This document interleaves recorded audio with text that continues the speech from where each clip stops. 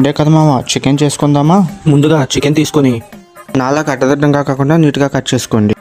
Chicken అయితే కడుక్కోండి, లేకపోతే ఎక్కలేని వస్తాయి. ప్రతి కర్రీకి ఆనియన్స్ ముఖ్యం. ఆనియన్ పట్టుకోండి, అలా ఒక లుక్ వేసేసుకుందాం. ముందుగా ఆనియన్స్ అయితే కట్ చేసి మింగండి. దీన్ని మా కాలేజ్ చదవడం కన్నా ఆనియన్స్ కట్ చేయడం కష్టం కదా కదా మావా. నెక్స్ట్ ఆయిల్ వేసి మింగండి, ఆనియన్స్ వేసి మింగండి. నెక్స్ట్ అల్లం వెల్లుల్లి పేస్ట్ 1½ స్పూన్. టమాటో ఒకటి తీసుకోండి, కట్ చేసి బౌల్లో వేసి మింగండి. అలా కాసేపు తర్వాత దాంట్లో చికెన్ వేసేసి, ఉప్పు వేసేసి, పసుపు వేసేసి, 1 స్పూన్ కారం కూడా వేసేసిండి.